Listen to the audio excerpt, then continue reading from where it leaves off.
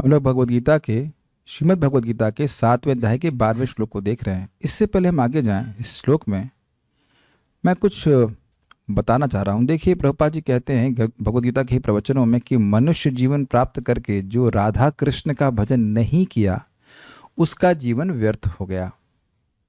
तब प्रश्न होगा कि राधा कृष्ण का भजन क्या है। अच्छा, पहले यह सोच ले कि भजन का मतलब क्या होता है। भज मतलब होता है सेवा, और सेवा का उद्देश्य यह होता है जिसके द्वारा सेव संतुष्ट हो जाए। कोई इसमें कठिनाई तो है नहीं। तो देखिए, हरे कृष्ण मंत्र का जप ये सीधे राधा कृष्ण की सेवा है। पहले तो यह समझ लें। तो ये तो आप लोग समझ ही गए, भगवान का नाम उच्चारण कर रहे हैं, भगवान हमारी जीभ पर नृत्य कर रहे हैं, तो अब वह उनको संतुष्ट करने वाला कार्य, इसमें तो कुछ संदेह नहीं, कुछ सब लोग समझते हैं इस बात को। क्या भगवत गीता पढ़ना भी राधा कृष्ण का भजन है? तो अभी हमने कोट क्या किया था, यत्र गीता विचारश्च पठनम पाठनम तथा मोदते तत्र श्री कृष्ण भगवान राधया सह। जहाँ पे भी भगवत गीता पे विचार विमर्श होता है, पठन पाठन होता है, तो वहाँ बड़ी प्रसन्नता से भगवान श्री कृष्ण श्रीमती राधा रानी के साथ रहते हैं। तो अब देखिए, भले ही कार्य बहुत सिंपल लग रहा है आप लोगों को, लेकिन हम लोग रोज 2 घंटा तो जप ही कर लेते हैं, भगवान को भोग लगाते ही हैं, और साथ ही साथ 1 घंटा कम से कम भगवत गीता के बारे में सुन रहे हैं। ये सीधे सीधे राधा रानी को प्रसन्न करने वाला कार्य है। ऐसा नहीं है कि आपको राधा अष्टमी की प्रतीक्षा करनी है कि आप राधा रानी के लिए प्रसन्न करने वाला कार्य करेंगे, या राधा अष्टमी में आप कुछ अन्य कार्य करेंगे राधा रानी को प्रसन्न करने के लिए। एक सिंपल सी बात सोचिए ना, भगवान श्री कृष्ण कहते हैं कि जो गीता का ज्ञान दूसरों को देता है वह मुझे सबसे अधिक प्रिय सेवक है। अब आप ये बताइए कि राधा रानी को कोई और प्रिय सेवक लगेगा? जो कृष्ण को सबसे अधिक प्रिय है, क्या राधा रानी को वह प्रिय नहीं होगा? मैं अपने मन से कुछ बोला अब तक?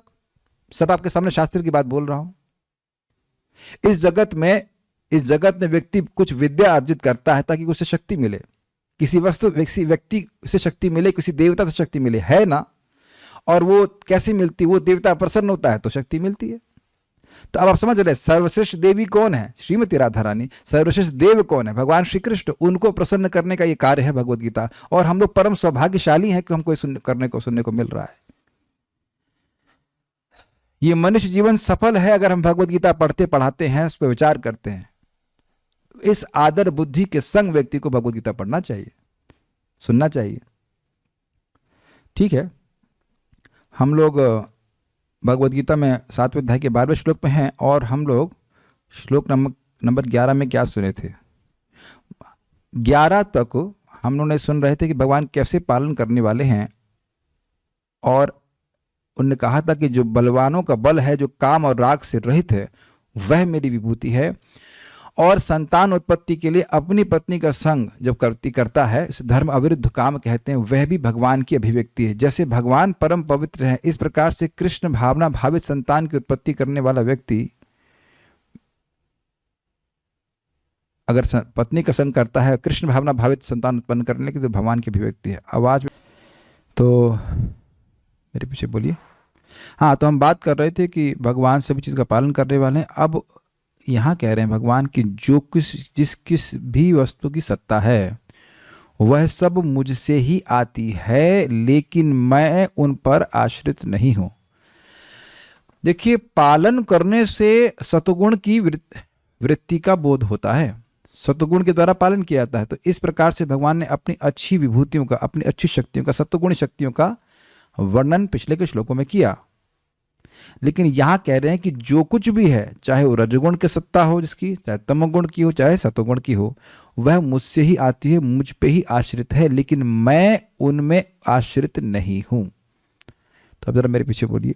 ये चैव सात्विका भावा राजसास्तामसाश्च ये चैव सात्विका भावा राजसास्तामसाश्च ये मत्त एवेति तान् विद्धि न त्वहं तेषु ते मयि। मत्त एवेति तान् विद्धि न त्वहं तेषु ते मयि। ये चैव सात्विका भावा राजसास्तामसाश्च ये चैव सात्विका भावा राजसास्तामसाश्च राजसास्तामसाश्च ये मत्त एवेति तान् विद्धि न त्वहं तेषु ते मयि। मत्त एवेति तान् विद्धि न त्वहं तेषु ते मयि। ये चैव सात्विका भावा राजसास्तामसाश्च ये चैव सात्विका भावा राजसास्तामसाश्च ये। मत्त एवेति तान् विद्धि न त्वहं तेषु ते मयि। मत्त एवेति तान् विद्धि न त्वहं तेषु ते मयि। ओके, तुम जान लो कि मेरी शक्ति द्वारा सारे गुण प्रकट होते हैं। कैसे जान लूं? मुझसे सुन के जान लो, और कोई तरीका जानने का नहीं है, क्योंकि हम यह भी नहीं देख रहे हैं कि सतगुण रजोगुण तमोगुण क्या होते हैं। हम उनके प्रभावों को देख रहे हैं। ये स्पष्ट समझ में आ रहा है? जब मैं आपसे कहता हूं या पूछता हूं कि सतगुण क्या है, तो आप सतगुण को नहीं देख रहे हैं, सतगुण के प्रभाव को देख रहे हैं। तमोगुण को नहीं देख रहे हैं, उसके प्रभाव को देख रहे हैं। उसके प्रभाव के द्वारा ही भगवान उनका वर्णन करने वाले दिखते नहीं हैं, उनका प्रभाव दिखता है। तो यह जान लो कि मेरी शक्ति द्वारा सारे गुण प्रकट होते हैं, चाहे वे सतगुण हो, रजगुण हो या तमोगुण हो। इस प्रकार एक प्रकार से मैं सब कुछ हूं, किंतु हूं स्वतंत्र। समझ में आया? भगवान ही सब कुछ क्यों है? अब तो समझने में कठिनाई क्यों नहीं होगी, क्योंकि भगवान की ही शक्ति सब कुछ है। ये जितने भी पेड़ आपको दिख रहे हैं, ये सूर्य ही हैं। क्यों? सूर्य की शक्ति के बिना इनका पोषण होने वाला नहीं था। किंतु हूं स्वतंत्र, जैसे सूर्य हर पेड़ से स्वतंत्र है, सारे पेड़ सूर्य में हैं, अर्थात सूर्य में आश्रित हैं, लेकिन सूर्य पेड़ों में नहीं है, अर्थात सूर्य पेड़ों पे आश्रित नहीं है। सूर्य की सत्ता पेड़ों पे आश्रित नहीं है। क्या ये समझने में कुछ कठिनाई है? I don't think difficult. लेकिन पेड़ सूर्य पे आश्रित हैं, ठीक है। मैं प्रकृति के गुणों के अधीन नहीं हूं, अपितु वे मेरे अधीन हैं।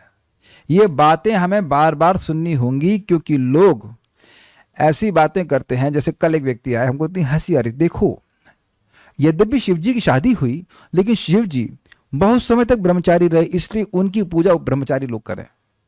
और भगवान विष्णु क्योंकि हमेशा से गृहस्थ हैं, भाई लक्ष्मी जी को स्वीकार किए हुए हैं, तो उनकी उपासना गृहस्थों के लिए अच्छी है। और हमने कहा ये क्या है, ये कंसेप्ट कहाँ से आ गया आपके पास? हमने कहा आप MBBS किए हैं ना, तो मैकेनिकल इंजीनियरिंग बारे में क्यों कुछ नहीं बोलते? तुरंत उन्होंने गलती स्वीकार की। हमने कहा ये कथा कहाँ से सुन के आप जो अपना ज्ञान उपदेश कर रहे हैं? कहते हैं हमको नहीं पता, हमको नहीं पता। ईमानदार थे। हमने कहा भाई नारद जी अखंड ब्रह्मचारी हैं, शाश्वत ब्रह्मचारी हैं, वो क्यों भगवान की उपासना कर रहे हैं? और ये 4 कुमार ब्रह्मचर्यम अखंडितम, अखंडित ब्रह्मचारी हैं, वो क्यों कर रहे हैं? मार्कंड ऋषि वह ब्रह्मचारी, वह भगवान विष्णु की उपासना क्यों कर रहे हैं? और भीष्मदेव महान ब्रह्मचारी हैं, वह क्यों सेवा कर रहे हैं भगवान की? तो अब आप देखिए, ये जो धारणा है कि भगवान गृहस्थ हैं, वो कहां से उत्पन्न हो रही है? यह मानते हुए कि जैसे हम लोग प्रकृति के गुणों से अधीन हैं, माइक ऐसे भगवान भी हैं। जबकि भगवान न तो गृहस्थ है, ना ब्रह्मचारी है, ना सन्यासी है, ना कुछ है। भगवान इस सारी धारणा से ही तो उपाधियां हैं, इन उपाधियों से भगवान सर्वथा परे है। अरे आत्मा जब परे है इन उपाधियों से, तो भगवान का तो कहना ही क्या। क्या आत्मा गृहस्थ है? क्या मैं गृहस्थ हूं? क्या आप लोग गृहस्थ हैं? या आप लोग स्त्री हैं? ये तो मूर्ता है हमारी। इस मूर्ता का नाम रखा गया है ब्रह्मचारी, गृहस्थ, वानप्रस्थ इत्यादि इत्यादि, क्योंकि अभी हम देह में अपनी आत्म भावना किए हैं। इस मूर्ता को एडजस्ट करने के लिए, इस मूर्ता को बैलेंस करने के लिए बोल दिया था। आत्मा गृहस्थ है। आत्मा तो देह से पृथक है। जब आत्मा ही परे है तो भगवान की बात ही क्या कहना। तो इसलिए समझना चाहिए कि भगवान प्रकृति के गुणों के अधीन कभी नहीं है, कभी न थे, न कभी हैं, न कभी होंगे। ये बात बोली जा रही है। लेकिन सारे गुण भगवान के अधीन हैं, ठीक है। अन्वय, ये चैव होना चाहिए, एवं नहीं, ये चैव सात्विका भावा, ये एवं सात्विका भावा, चा को आगे लगा रहे हैं। जो भी सात्विक भाव समूह है, ये जितने भी आपने अभी तक गुण सुने थे पालन करने के संबंध में, वह सब सत्वगुण की बात हो रही है। तो कह रहे ये जितने भी सात्विक भाव समूह हैं, ये एवं जो राजसा तामसा, राजसिक और तामसिक भाव समूह है, अर्थात भाव समूह का मतलब होता है, भव मतलब होना, भाव मतलब रजगुण तमोगुण से उत्पन्न जो उनकी कार्य है, वह सब तान मत्ता एव, तान ने सर्वान, उन सभी को, सर्वान उनको, मत्त एव जातः, मुझसे ही उत्पन्न, इति विद्धि ऐसा जानो, तेषु अहम न उनमें मैं नहीं हूं। भगवान उन गुणों में नहीं है, अर्थात भगवान उन गुणों के अधीन नहीं है। आप किसके अंदर हैं? तब कहेंगे भाई जिसके अंदर हैं, उसका मतलब क्या? आप किसके अंदर में काम कर रहे हैं, ये बोलते हैं ना। तो अंदर मतलब अधीन। तो भगवान के अंदर सारे गुण हैं, अर्थात उनके अध्यक्षता में है, लेकिन भगवान उन गुणों के अंदर नहीं है, अर्थात उनकी अध्यक्षता में वो नहीं है। किंतु मतलब किंतु ते न ते मई, वे मुझ में वर्तमान है। मैं उनमें नहीं हूं लेकिन वो मुझ में है। तो मतलब भगवान गुणों के द्वारा प्रभावित नहीं होते, लेकिन भगवान के अध्यक्षता में ही गुण कार्य करते हैं। आप कुछ पूछ रहे थे? भाव समूह मतलब खाली भाषा है। भाव का मतलब होता है सत्ता। यावान अहम यथा भाव, यथा भावो, सुना आपने? तो भाव का क्या अर्थ था? मेरा, मेरी सत्ता, मेरा एग्जिस्टेंस। तो ये राजसिक, राजोगुण से जो उत्पन्न हुए उनकी राजस भाव कहा जाएगा। जो तामस भाव वाले हैं वो तामस भाव कहेंगे। जैसे कि मान लीजिए राक्षस लोग हैं, उनको तामसिक कहा जाता है। और हाँ, जो मांस मदिरा वगैरह होता है ये सब तामसिक भोजन है, तो ये सब तामसिक सत्ता वाले हुए। और अब मिर्च मसाला जो खा रहा है वो राजसिक हुआ, फल आदि हुए वो सात्विक हो गए। तो ये सब, किसी वस्तु में अगर सत्वगुण की प्रधानता होगी तो उसकी सत्ता सात्विक कही जाएगी, उसका भाव सात्विक कहा जाएगा। जिसमें रजोगुण की प्रधानता होगी उसको राजसिक भाव कहा जाएगा, और जिसमें तमस की भावना होगी अधिक, तो तामसिक सत्ता हो कहलाएगी। आप दिन में भी देखते हैं ना, सुबह का भाव कैसा होता है? सात्विक होता है। 10 बजे के बाद रजोगुण, और फिर रात्रि में फिर तमोगुण, ये सब है। तो ये सब भगवान के अंदर ही है, भगवान से बाहर नहीं है। ऐसे थोड़ा अगर मैं उदाहरण देना चाहूं कि सूर्य ही आम के वृक्ष को भी पोषित कर रहा है, मीठा है, और सूर्य भी जहरीले पौधों को पोषित कर रहा है, एकदम स्पष्ट है। और यूजलेस पौधों को भी, जो ना जहरीले हैं ना मीठे हैं, ऐसे कुछ करे, उनको भी पोषित कर रहा है। हर प्रकार के पौधे की सत्ता भगवान पर आश्रित है। अब तो समझ में आ रहा है। तो इस जगत में किसी भी वस्तु की सत्ता है, भौतिक रूप से बात करें तो राजसिक है या तो सात्विक है, या राजसिक है तामसिक है। आपने कभी ऐसे नहीं सुना है? ये तो बड़े सात्विक व्यक्ति हैं, तो मतलब उनका चित्त सात्विक है। Is it not? आप ये देखो कि फल खा के भी जो फल होते हैं वह सात्विक लोगों को अच्छे लगते हैं, दाल चावल सब सात्विक लोगों को अच्छा लगता है। लेकिन कुछ लोगों को ये मिर्च मसाले बड़े अच्छे लगते हैं, गोलगप्पे बड़े अच्छे लगते हैं, यह सब तिक्त भोजन बड़ा अच्छा लगता है। तो ये सब राजसिक है। तो ये जो राजसिक भोजन है यह भी, और तामसिक जो मांस मदिरा आदि है वह भी, और सात्विक चीजें वह भी, सब कुछ भगवान से आया है। लेकिन भगवान इनमें नहीं है, अर्थात भगवान इन गुणों के अधीन नहीं है। यानी कि जगत की कोई भी व्यक्ति, कोई भी वस्तु भगवान को आकर्षित नहीं कर सकती है। ठीक है ना? हम लोग आकर्षित हो जा रहे हैं, लेकिन भगवान को कोई भी वस्तु आकर्षित नहीं करती। इसीलिए जो हम वस्तु दे रहे हैं उसका महत्व नहीं है, महत्व इस बात का है कि हम किस इंटेंशन से दे रहे हैं। भगवान, ये जल है, ये सब्जी है, जो कुछ भी है वो आपकी कृपा से हमारे पास आया है, आपको हम देंगे। इस जगत में भी आप देखिए, कोई व्यक्ति थोड़ा स्पॉन्सर कर देता है भोजन, तो उसको, या कुछ कहीं मंदिर में होता है तो उसको खिलाते नहीं पहले। तो भगवान तो सारा ही स्पॉन्सर करके बैठे हुए हैं, हवा पानी अनाज सब कुछ वो दे रहे हैं, तो क्या उनको नहीं देना चाहिए? तो ये भावना एक भक्त की होती है, ड्यूटी की। अरे भगवान हमारा पोषण कर रहे हैं, हमारा कर्तव्य है भगवान को देना। क्या आप लोग कभी इस भावना से ग्रसित से भावित नहीं हुए हैं जगत में? अरे साहब, हमको इतना, हमारे लिए इतना कर रहे हैं, तो हमारा कर्तव्य नहीं बनता कि इतना करें? आप ऐसा मत कहना कि ऐसा आपने कभी नहीं किया। भगवद गीता ना भी सुनी हो, कोई व्यक्ति आपकी लगातार सहायता किया हो, तो क्या आपकी ऐसी कर्तव्य बुद्धि कभी नहीं हुई कि आप उसके लिए कुछ भी करें? मैं आपको चैलेंज दे रहा हूं कि आप लोग इतने खराब हो कि, क्या नाम से, कृष्ण भावना में आने से पहले की बात करना, क्या इतने खराब है कि जो व्यक्ति आपकी सहायता किया उसको आप कुछ भी नहीं करें? इतने कृतज्ञ तो आप लोग नहीं हो सकते। हमें तो विश्वास नहीं होता ऐसा कोई ऐसा किए हैं कभी? अरे भाई, जो लिफ्ट देता है, क्या कहते हैं उसको, मोटरसाइकिल पे, उसको हमसे हम थैंक यू तो बोलते हैं। इतनी कृतज्ञता तो इंसान में होती ही है ना? Is it not? तो ये जो भक्ति हम कर रहे हैं ये तो कृतज्ञता पे आधारित है ना। भगवान को हम क्या दे सकते हैं? लेकिन भगवान मांग रहे था, भगवान बता रहे हैं भाई देखो मुझे पत्र पुष्प फल और तो ही अच्छा लगता है। तो जो भगवान से प्रेम करेगा वो भगवान को वस्तु देगा। आप ये बात समझने का प्रयास कीजिए, सच अ सिंपल पॉइंट। आप हरे कृष्ण मंत्र जप रहे हैं तो आपको वो कार्य करने का अच्छा लगेगा जिससे कृष्ण सुखी होते हैं, और ये आपके हृदय में प्रेम जागृति होने का लक्षण है। जब हम बीमार होते हैं तो वो सिम्टम्स हमको पता होते हैं, और स्वस्थ होने वाले व्यक्ति का सिम्टम भी हमको पता होंगे, तब हम करेंगे। तो हम जब दवा लेंगे तो हम समझेंगे अरे भाई हमारा विश्वास बन रहा है। क्यों? क्योंकि स्वस्थ व्यक्ति के सिम्टम हमको आ रहे हैं। अब जैसे एक भक्त हमें महावीर प्रभु बता रहे थे कि भाई ये एसिडिटी हो रही थी, तो एसिडिटी का सिम्टम अच्छा है कि बुरा है? बुरा है, ये पता है, और दवा आपने ली तो एसिडिटी ठीक हो रही है, तो अब आप अपना स्वास्थ्य लाभ अनुभव कर रहे हैं। तो दोनों बातें पता होने से दवा पर श्रद्धा नहीं होगी? हो जाएगी। हाँ, दवा काम करती है, इज इट नॉट? इनो पे श्रद्धा इसी प्रकार से हुई। जी हाँ, सिंपल सी बातें हैं। तो कैसे मालूम चलेगा कि हरे कृष्णा काम कर रहा है? हम लोगों को पहले भगवान से बिल्कुल मतलब नहीं था, जबकि भगवान हमसे मतलब रखे हुए हैं। इसको हवा देना है, इसको पानी देना है, आज का भोजन देना है, अगली जगह इसके कर्म के अनुसार जन्म देना है, इसको ये दुख देना है, इसको ये सुख देना है, ये करना है, भक्तों को संगत देनी है, गीता देनी, सब कुछ भगवान तो लगे पड़े हैं अनादिकाल से। हम ही लोग कृतज्ञ रहे ना, कुछ कार्य भगवान के बारे में जान ही नहीं रहे। Is it not? तो अब आप देखिए कि गीता भागवत सुनकर हरे कृष्ण मंत्र जप करके क्या मन में भावना नहीं आ रही कि हमें कृष्ण के लिए करना है, बल्कि कृष्ण को अप्रसन्न करने वाले कार्य हो जाते हैं तो भक्त दुखी हो रहे हैं। तो ये उनके प्रेम का लक्षण है। ये हरे कृष्ण मंत्र आप पर कार्य कर रहा है। भक्तों, आप समझने का प्रयास कीजिए। आप लोग भगवान को सुखी करने के लिए यहाँ गीता क्लास में आए हैं। Are you able to follow? Already you have so much love of God. अगर आपको नहीं समझ में आ रहा है तो उन लोगों से पूछिए जो आपका विरोध करते हैं भक्ति करने का। तब तो वो कहेंगे अरे तुम लोग तो पागल हो गए हो कृष्ण के, जबकि आप कहेंगे ना पागल नहीं, हम कहाँ पागल हुए, हम तो सही हैं। Is it not? लेकिन नहीं, तुम लोग पागल हो गए हो। अभी जवानी में इतना सब कुछ क्यों कर रहे हो कृष्ण के लिए? बुढ़ापे में करना जब तुम कुछ करने के लायक नहीं रहो। है कि नहीं? ना खाना बना सको, ना कान भी ठीक से सुनाई ना पड़े, ईयर एड लेके सुनना पड़े, तब सुनो। अभी मत सुनो, अभी सब माई के लिए करो। कोई विरोध है किसी का? कोई माई का लाल विरोध कर सकता है कि ये आपको नहीं सुनने को मिला आज तक? यही सुनने को मिलता है। तो बाहर वाले अप्रिशिएट कर रहे हैं कि आपकी भक्ति बढ़ रही है और आप ही को नहीं समझ में आ रहा है।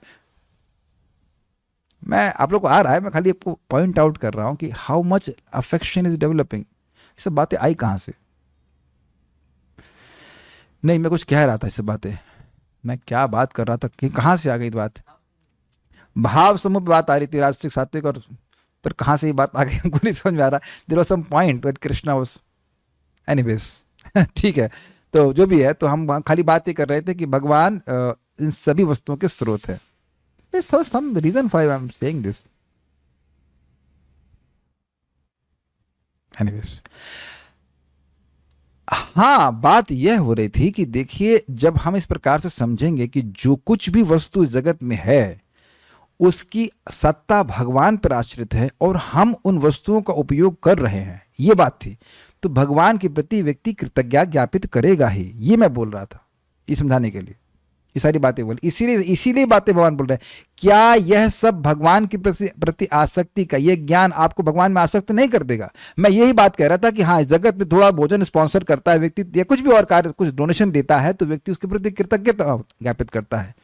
Is it not? तो जब इस प्रकार के श्लोक सुने सीखेंगे कि भाई तुम दारू भी पी रहे हो तो वो कृष्ण से आ रही है।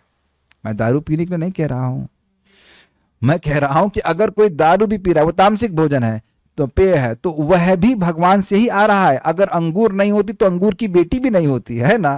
अंगूर की बेटी समझते हैं ना आप लोग? अगर गेहूं से भी बनता है, गेहूं और चावल नहीं होता तो उसकी शराब भी नहीं बनती। तो वो सड़ा हुआ आब शराब, वह तामसिक भोजन, वह भी उसके लिए भी वह भगवान पे आश्रित है। मांस मच्छी के लिए भी भगवान पे आश्रित है। भगवान मछली बनाए नहीं होते, मुर्गा बनाए नहीं होते तो काटते किसको तुम? मैं अभक्तों को बोल रहा हूं जो गीता को नहीं मानते, है ना। अपनी इंद्रिय तृप्ति के लिए भी भगवान पे आश्रित है। तो अगर इंद्रिय तृप्ति में भी लिप्त हो तो भगवान की फिर भी भजन करना चाहिए। अरे भाई भगवान आप बड़े कृपालु हैं, आज की दारू दिया। आपने दारू दी, ये मेरे शब्द नहीं है, प्रभुपाद जी ने बोला कि तुम दारू भी पियो के व्यक्ति था तो दारू भी पियो, तो यह भी समझो कि दारू भी भगवान से आई, तो तुम्हारी वहां से कृष्ण भावना शुरू हो जाएगी। और फिर कृष्ण जब एक बार आ जाते तो जानते हैं उनको पूरा स्पेस चाहिए। देखा है कुछ लोग होते हैं ट्रेन में, थोड़ा बैठने देंगे, हाँ हाँ बैठिए, वो हमारा लड़का भी है, तो वो भी तीसरा पूरा परिवार ले आएंगे और आप बाहर हो जाएंगे, किनारे हो जाएंगे। कृष्ण इसी प्रकार से कार्य करते हैं। गिव यू लिटिल स्पेस, एक बार थोड़ा स्पेस दे दी ना इनको, ये पूरा चेक लेंगे, जाएंगे नहीं वापस। ऐसे ही है कृष्ण। याद है ना वो मछली वाला लीला भगवान की, मत्स्य अवतार। ओके, एक बात यह भी है कि हर वस्तु जब भगवान से आई है, और हमने क्या सुना था, matter regains its spiritual qualities when engaged in Krishna's service. पदार्थ अपने दिव्य गुण को धारण कर लेता है जब वो भगवान की सेवा में नियोजित होता है। तो वास्तविक कला यह है कि वस्तुओं को भगवान की सेवा में उपयोग करने की कला हम सीखें। जैसे ये इंटरनेट बहुत बड़ी माया है, माया है ही, लेकिन इसी इंटरनेट का प्रयोग हम लोग भगवान के यश के प्रचार के लिए कर ही रहे हैं। दिख ही रहा है कि प्रचार हो रहा है। ये जूम आदि जो कुछ भी है, भक्तों को इससे कोई मतलब नहीं कि ये किसने बनाया है, क्योंकि पता है पहले से मेड बाय कृष्णा, सिंपल। तो made by Krishna should be use for Krishna, simple for the simple. हमारा शरीर भी एकदम यूजलेस है, लेकिन इसका उपयोग अगर भगवान की सेवा में करते हैं तो क्या सिखाया था कल, वह निर्गुण होता है। भगवान के बारे में बोल रहे हैं, निर्गुण होता है। Is that okay? ठीक है, तो पूरे उत्साह के, जैसे ही भगवान की सेवा करने का मौका मिले, पूरे उत्साह से अपनी इंद्रियां खोल दीजिए। कूर्मोंगानी सर्वशः, तुरंत कछुए की तरह अपनी सारी इंद्रियों को बाहर खोल दिया। हाँ, पानी आ गया, हम अपनी इंद्रियां बाहर निकाल सकते हैं। और भोग की बात आती तो तुरंत इंद्रिया खिंचड़ी, भाई ये तो खतरनाक है। It's very simple. Every time you engage in Krishna service through your senses, your body becomes more spiritualised. समझ में आ रहा है बातें? जितनी बार हम भगवान की सेवा में लगे, इसलिए कोई भी सेवा में लगे रहें, यह आप ट्रेनिंग प्राप्त करने के लिए इस संघ में आए हैं। जैसे सुबह से उठते हैं, सुबह उठे आप, जप किया, स्नान किया, फिर जप किया, हम अपनी बात कर रहे हैं, उसका कुछ कुकिंग कर दिया या कुछ कर दिया, फिर भगवान को भोग लगा दिया, किसी ने भोग लगा दिया, हमने प्रसाद पा लिया, अब उसके बाद यहाँ पे आ गया गीता। तो आप मान के चलिए कि सुबह 3:30 पौने 4 से लेकर के अब 11 बजे तक तो लगातार भगवान की सेवा है। उसके बाद थोड़ा रेस्ट किया। तो अब ये बताइए कि रेस्ट करना क्या तमोगुण में है या नहीं है? बिल्कुल है, लेकिन उसका भी उपयोग हम इसलिए कर रहे हैं ताकि हमारा शरीर फिर से रिजुविनेट हो, फिर से एनर्जी से युक्त हो, हम फिर भगवान की सेवा में करेंगे। तो वह कार्य भी भगवान की सेवा से अलग नहीं है। रजोगुण और तमोगुण का उपयोग भी आप करते हैं। Is that sinking in? Arjun जब युद्ध कर रहे हैं तो ऐसा नहीं सतोगुण में युद्ध कर रहे हैं। समझ में आए? आइए भीष्मदेव, ऐसे करके बाण नहीं मारे जा रहे हैं, क्रोध में मार रहे हैं, लेकिन रजोगुण का उपयोग वह कर रहे हैं। रजोगुण के द्वारा उनका उपयोग नहीं किया जा रहा है, तमोगुण का उपयोग कर रहे हैं। तमोगुण के द्वारा उस व्यक्ति का उपयोग नहीं किया जा रहा है। Because Krishna is not in the modes of material nature, if you are in Krishna, by serving Krishna, you are also not in the modes of material nature। ये श्लोक से सीख रहे हैं कितने बड़ी शिक्षा है। क्योंकि भगवान गुणों में नहीं है, तो अगर आप भगवान की सेवा में हैं तो आप भी गुणों में नहीं। जैसे व्यक्ति प्राइम मिनिस्टर का कार चला रहा है, ड्राइवर है, और मान लो प्राइम मिनिस्टर कहें कि चलो आज जेल देखते हैं, जेल में क्या चल रहा है, तो ड्राइवर प्राइम मिनिस्टर के साथ है, वह उस जेल में जाने के बाद भी कैदी नहीं है। यस्य हरिर्दास्ये कर्मणा मनसा गिरा निखिलासु अपि अवस्थासु जीवन मुक्त स उच्चते। इस जगत में कोई व्यक्ति भगवान की कर्म से, मन से, वाणी से सेवा करने की इच्छा कर रहा है तो वह इसी अवस्था में मुक्त है। जीवित किसी भी अवस्था में वह मुक्त है, जीवन मुक्त है। हमको एक बड़ी विनोदपूर्ण बात आज सुनने को मिली। एक भक्त बोल रहे हैं, प्रभु जी सारे एस्ट्रोलॉजर कह रहे हैं कि हम बहुत दुर्भाग्यशाली हैं, हमने बड़े बुरे कर्म किए, हमसे तो केवल जप होता है, हम भगवत गीता क्लास में आ पाते हैं, भागवत में आ पाते हैं, बाकी हमारा बड़ा दुर्भाग्य है। हमने कहा ये भगवान, अगर किसी को स्टूपिड बोलना चाहिए तो आप ही को बोलेंगे। हमने कहा सबसे बड़े स्टूपिड है। भागवत बोल रही है कि महान पुण्य बस जब फलीभूत होता है तब व्यक्ति को भागवत सुनने की इच्छा होती है। आपने सुना नहीं, पिछले जन्म में खूब यज्ञ तपस्या कर चुका है, तब उसके मुख पे, जीभ पे भगवान का नाम आता है। तो अब इन गधे, विद ऑल ड्यू रिस्पेक्ट, इन गधे एस्ट्रोलॉजर्स को क्या कहें जिनको पता ही नहीं है कि शुभ है क्या। इसीलिए एस्ट्रोलॉजर अगर कोई डिवोटी हो तब तो आप बात मानिएगा, नहीं तो वो एक नंबर के बेवकूफ है वो। और हम खराब शब्द नहीं कर सकते, क्लास दे रहे हैं इसलिए मतलब थोड़ा गरिमा बना के रख रहे हैं। उनसे पूछो कि भाई तुम्हारे जीवन का उद्देश्य क्या है, तुम बड़े भाग्यवान समझते हो, ये बताओ कि दोबारा जन्म कैसे नहीं होगा। तुम मेरा पिछला जन्म बता रहे हो, हम तुम्हारा अगला जन्म के बारे में पूछ रहे हैं कि तुम्हारा जन्म कैसे नहीं होगा, ये बताओ। हम भी एक एस्ट्रोलॉजर को जानते थे, बड़े तेज एस्ट्रोलॉजर थे, लेकिन सुबह उठ नहीं पाते थे, जप नहीं कर पाते थे, गायत्री 2 बार करते थे दोपहर में, क्योंकि सुबह की तो मिस ही हो जाती थी। मैं खूब लताड़ता था, मेरा मित्र था लेकिन बहुत डांट लगाता था। क्या अरे अपने भाग्य को देखिए, आप सुने नहीं है, 18 अध्याय के 5 श्लोकों को बोलने वाला व्यक्ति इंद्र बन गया। तो इस जगत का कौन सा पुण्य है जो गीता को टच कर सकता है, जो गीता भगवत गीता पुण्य दे सकती है, भागवत पुण्य दे सकती है, नाम पुण्य दे सकता है, कोई दुनिया का कर्मकांड छू भी नहीं सकता उसको। लेकिन बेचारे को दुर्भाग्य है कि ऐसे लोग सुनते हैं। दुर्भाग्य यह है कि ऐसे एस्ट्रोलॉजर के पास पहुंच गए जिसको भक्ति के बारे में नहीं पता। मैं सब बातें क्यों कह रहा हूं? भगवान में यदि आप हैं, अर्थात भगवान की सेवा में लगे हैं, तो आप भी निर्गुण हो, चाहे वो घर में हाउसवाइफ हो, चाहे कुछ भी हो। Make sense? ये बात है।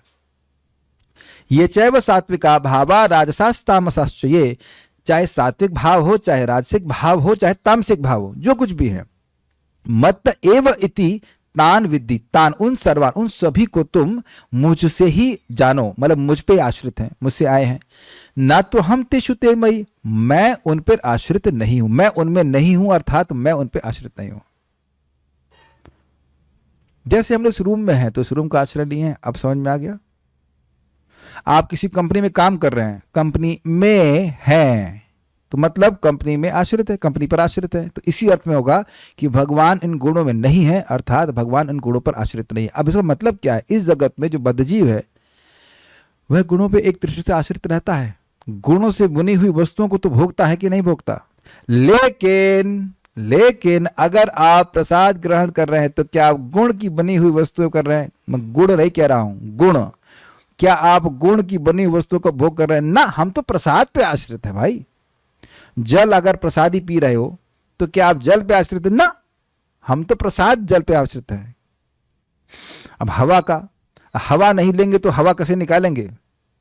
बस जप करने में हवा निकलती है ना, हरे कृष्णा कृष्णा कृष्णा हरे हरे, हरे राम राम राम हरे। किसी भी वस्तु का उपयोग आप कर रहे हैं भगवत सेवा के लिए तो हम निर्गुण अवस्था में हैं। We are, I think it's very clear. Okay, बुद्धिमान है आप लोग, समझ गए। श्रीधरी, अन्य भी जो शम दम आदि सात्विक भाव है, सत्वगुण के द्वारा व्यक्ति इंद्रियों का दमन करता है, दम, और मन का संयमन करता है, शम।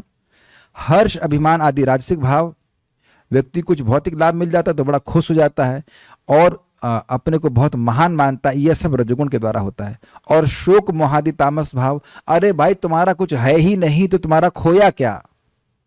तो ये शोक करना ही तो आत्मा के लिए नितांत अज्ञान है। और मोह मतलब अपने को देह मानना, तो यह भी ये सब तमस का कारण है। तो उनके भाव जो हैं प्राणियों के भीतर अपने अपने कर्मवश उत्पन्न होते हैं। This is a brilliant line, this is a brilliant line. व्यक्ति मिर्ची खा रहा है तो उसको मिर्ची पसंद आती है। आप अपने जीवन में एक्सपेरिमेंट करना कि अगर खूब मिर्ची खाते हो, अब तो खाए हैं, तो ऐसा लगेगा कि मिर्ची के बिना जिएंगे ही नहीं। और जो लोग मिर्ची नहीं खाते हो कहते हैं भाई मिर्ची लोग खा ही कैसे सकते हैं? तो जो कर्म कर रहे हैं उस प्रकार से गुणों का संग करते हैं। हम कर्मों के द्वारा गुणों का संग करते हैं, बल्कि और अगर कहूं तो कर्मों के द्वारा गुणों का संचय करते हैं। संचय मतलब इकट्ठा करना। वो एक विशेष प्रकार, राजसिक कर्म करने से वह रजोगुण हमारे चित्त में भर जाता है, और सात्विक कर्म करने से व्यक्ति का चित्त सत्वगुण से भरता है, तो वह उसको और प्रेरित करता है वैसा ही कार्य करने के लिए। और उसी प्रकार से अगर भक्ति करते हैं, भक्ति गुणों में नहीं आती, भक्ति करते हैं तो भक्ति का श्रद्धा, भक्ति का दिव्य गुण हमारे हृदय में भरने लगता है, तो फिर भक्ति करने का ही कार्य करना अच्छा लगता है।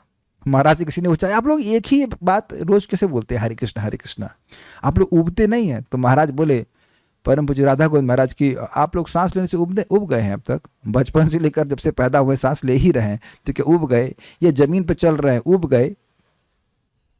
तो जो नहीं करता है जब आप उसको कहेगा ये तो बड़ा कठिन कार्य है, कैसे कर लेते हैं? और जो लोग करते हैं वह दिव्य गुण का संपर्क करने के कारण सोचते हैं इसके बिना जीवन कैसे धारण करेंगे। आई think it's very clear now. तो अपने अपने कर्म के अनुसार व्यक्ति के हृदय में गुणों का प्रभाव होता है। जिसने कभी शराब पी ही नहीं, उसके मन में स्पृहा भी नहीं आती अगर वह ऐसे लोगों का संग ना करे जो शराब पीते हैं। कर्मों के द्वारा गुणों का तो संग करते हैं, एक बात क्लियर, लेकिन हम देखते हैं कि लोग शराब पीना शुरू कर देते हैं, यद्यपि इस जीवन में वो शराब नहीं पीते थे, बचपन से कोई शराब नहीं पीता है। तो यहां भी एक सूत्र आ रहा है कि हम मान लो उस गुण से प्रभावित ना हो, लेकिन उन लोगों का संग करते हैं कदाचित जो ऐसे गुणों से प्रभावित हैं, तो वह गुण हम पर भी आने लग जाएंगे। स्पष्ट समझ में आ गया? कोई व्यक्ति शराब पीता है तो दूसरे से सीख के ही शराब पीता है, या सिगरेट पीता है तो दूसरे सीख के ही पीता है। अगर ऐसे लोगों की संगत करेंगे तो आ जाएगा। समझ लीजिए कि हमारा चित्त कैसा है, मणि की तरह है। मणि में जो प्रकाश डाला जाएगा वही प्रकाश का परावर्तन होगा, रिफ्रैक्शन होगा, रिफ्लेक्शन होगा। कभी नहीं सोचना कि हम लोगों की संगत करेंगे और हमारे अंदर परिवर्तन नहीं आएगा, हम फिर वैसे कर्म करने लग जाएंगे, फिर इतने बाध्य हो जाएंगे कि छोड़ नहीं पाएंगे। पता नहीं कितने लोग ऐसे हैं कि नहीं, लेकिन कुछ लोग दुनिया में ऐसे होंगे कि शराब पिए बिना रह ही नहीं पाते। और आप सब भक्त लोग कहेंगे भाई इसमें क्या है, रूह अफ़ज़ा जैसे खुशबू तो कुछ है नहीं, ना मट्ठा ना लस्सी ना कुछ फायदा ही नहीं है। आप देखिए आप लोग की चेतना इतनी सुंदर है कि स्पृहा ही नहीं आती। और कुछ लोग दुनिया में ऐसे हैं कि अपना 300 रुपये कमाएंगे और 200 रुपये शराब में फूंक देते हैं, या 300 रुपये फूंक देते हैं, यहां तक कि खून भी बेच देते हैं अपना शराब के लिए। आप समझ रहे हैं गुणों के अंदर कैसे वो गुणों में प्रभावित हो गए। Is that make sense to all the devotees? दिख रहा है भगवत गीता की बात? सुनते हैं कि भाई जो तुम जिस पशु का मांस खा रहे हो वो तुम्हारा मांस खाएगा, फिर भी वो तमोगुण उसको खींचता है, ड्रैग करता है। जैसे मानो कोई ट्रक से रस्सी से बांध दिया जाए तो ट्रक जहां जाएगा वही व्यक्ति बेचारा खिंचा रहेगा। इसलिए भक्त लोग कृपा करके उसकी रस्सी को काट देते हैं। ये हरे कृष्णा कृष्ण कृष्ण हरे हरे, हरे राम राम राम हरे हरे, क्रमशः जीव को इस गुणों की दासत्व, गुणों की दासता, गुणों की बंधुआ मजदूरी समझते हैं। बंधुआ मजदूरी पेमेंट कुछ नहीं मिलता, काम करो। इस गुणों की बंधुआ मजदूरी से क्रमशः मुक्त करते जाते हैं। और जीवन में व्यक्ति देखता है ऐसा कि कहां मैं तमोगुण में था और अब तो वह सेवा करता ही नहीं मैं गुणों की, है कि नहीं? इसीलिए मैं क्योंकि मैं अपने संग होता हुआ देखा हूं, इसलिए मुझे मैं बहुत अकोमोडेटिव हो गया उस मामले में। भाई मान लो कोई व्यक्ति 8 बजे उठ रहा है और जब करने आ रहा है, हमने कहा तुम जब करने आओ, बाकी काम अपने आप होता जाएगा। 8 बजे आइए, धीरे धीरे मुक्त करेंगे तो 7 बजे आएंगे, धीरे धीरे मुक्त करके फिर 6 बजे आएंगे, फिर और मुक्त हो जाएंगे तो 4 बजे भी आ पाएंगे। वो बेचारा बंधन में, हम तो तुरंत जजमेंट कर देते हैं कि नहीं वो तो यूजलेस है, फालतू है। ना, ये बिल्कुल गलत बात है। वो बेचारा बंधा हुआ, जीवात्मा बंधा हुआ है गुणों के द्वारा। गुण मतलब रस्सी, तो धीरे धीरे वो रस्सी कटती है। किसी तरह वो हरे कृष्णा करे, भगवान का नाम सारे बंधनों को काट देगा। आई थिंक कुछ बातें मेरी समझ रहे होंगे। हम सोच रहे हैं कि लोग इंडिपेंडेंट हैं कार्य करने में, और वो बेवकूफ भी सोच रहा है, लेकिन वैसा है नहीं। वो गुणों के द्वारा, गुणों के अंतर्गत बंधुआ मजदूरी कर रहा है, उसे कुछ पेमेंट नहीं मिल रहा है, उसका कुछ लाभ नहीं मिल रहा है। लोग कहते हैं जब करने से क्या लाभ मिलता है, और जो तुम दुनिया की फालतू बात करते हो जरा उससे पूछ लो उससे क्या लाभ मिलता है, उससे कौन सा पुण्य मिलता है। फिर भी व्यक्ति करता है क्योंकि उसको अच्छा लगता है, टेम्परेरीली एटलीस्ट। तो वो अच्छा लगना क्या है, वो गुणों के दासत्व है। आई थिंक समझ में आ गया वो सब लोगों को? ठीक है। उन सब को तू मुझसे ही उत्पन्न हुआ समझ, क्योंकि ये सब मेरी प्रकृति संबंधी गुणों के कार्य हैं। मेरी प्रकृति मतलब मेरा स्वभाव, अर्थात भगवान का बाह्य स्वभाव, बहिरंग शक्ति। तो क्या भगवान ही किसी को सत्वगुण तमोगुण में डाल रहे हैं? जी नहीं, उसने स्वयं गलत कार्य किए हैं, गलत गुणों का संपर्क किया, गलत कर्मों की वजह से इस वजह से ऐसा हुआ। यस, पूर्व के संस्कार अनादिकाल से भोग वासना से वासित है। भगवान के बारे में पता नहीं है, शास्त्र ज्ञान पता नहीं है, तो अब वो लगा पड़ा है उसी में। भैया भक्तों समझ लीजिए, सुनो भैया सुनो बहना, मेरा एक कहना समझ लीजिए कि आप अत्यंत भाग्यशाली हैं। ये इस भाग्य का निर्माण होना कि गीता क्लास में आ जाएं, it is next to impossible. अनंत जीव हैं, उनमें से कहीं हम लोग पता नहीं कैसे आ गए, ये आप कभी समझ ही नहीं सकते। भगवान की अहेतु की कृपा की कैसे हम गीता क्लास में आ गए। ये इच्छा है कि आज गीता में हम कुछ सुने, ये एक अर्ज है, इसको रोज हमें याद करना चाहिए ताकि इसके हम वैल्यू कर सकें। Is it not? जो सोने का आभूषण होता है, अब उसको रोज देखते हैं, कोई चोरी तो नहीं कर लिया, कुछ संभाल के रखते हैं।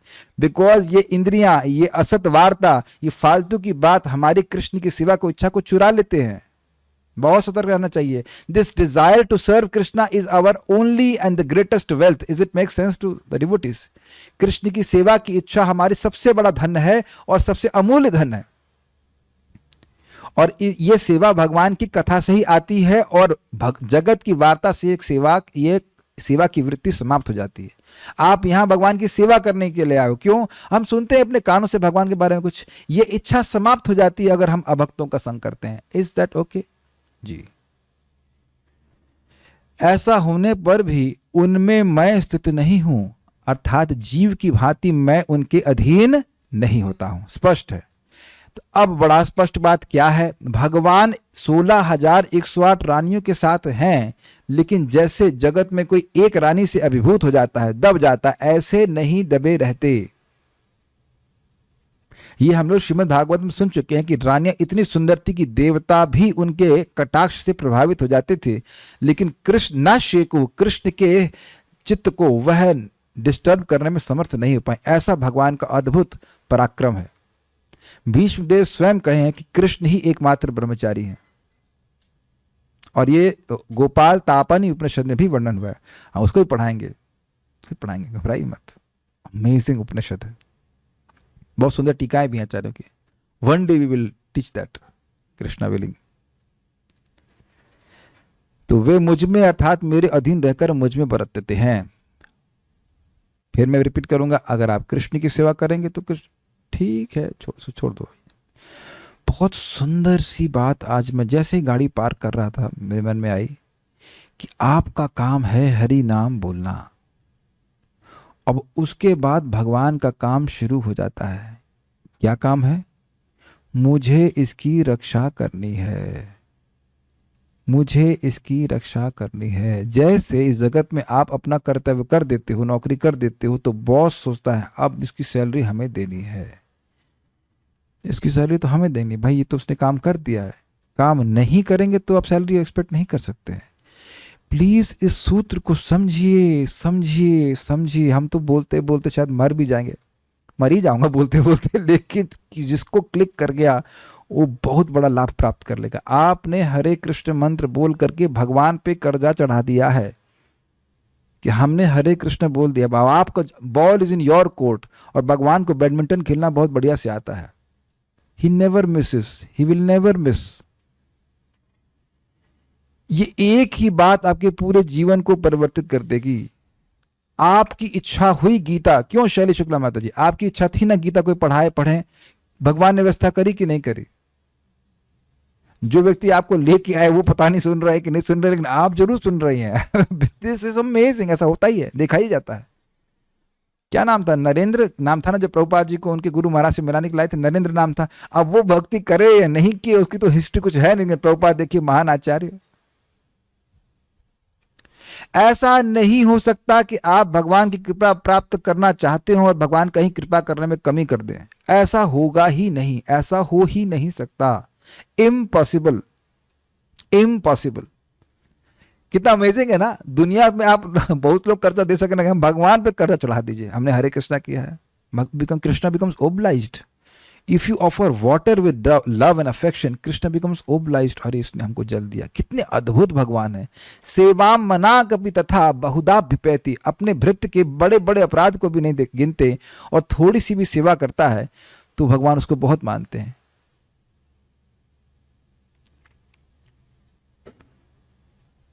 तो मैं सब क्यों बोला? जो जीवात्मा अनादिकाल से गुणों के बंधन में फंसा हुआ है, भगवान इन गुणों से अनादिकाल से मुक्त ही हैं, खुद भी मुक्त हैं और इनके नियामक भी हैं। मुक्त जीव गुणों के नियामक नहीं है, गुणों के द्वारा नियमित भी नहीं होते हैं, लेकिन गुणों के नियामक भी नहीं। थोड़ा अंतर समझिएगा। भगवान गुणों के द्वारा नियमित नहीं होते हैं और गुणों के नियामक भी हैं। क्लियर समझ में आया? तो जो व्यक्ति मुक्त नहीं है, सुनाई पड़ रहा है, जो व्यक्ति मुक्त नहीं है वह भगवान का आश्रय लेगा तो भगवान कैसे रक्षा करेंगे? उसे उस बंधन से मुक्त कर देंगे। बस बात यह है कि भगवान कहते हैं मुक्त तो मैं जरूर करूंगा, लेकिन तुरंत नहीं। समझ में आया? थोड़ा सा देखते हैं कि कितना उसका आग्रह है, लेकिन करके ही मानेंगे, करके ही मानेंगे, कर ही रहे हैं, नहीं तो गीता क्लास में नहीं आते। ये तो तमोगुण से प्रभावित होकर सो गए होते, या रजोगुण से प्रभावित होकर कहीं पैसा कमाने गए होते, या सतोगुण से प्रभावित होकर के कहीं कंबल बांट रहे होते, दान पुण्य कर रहे होते।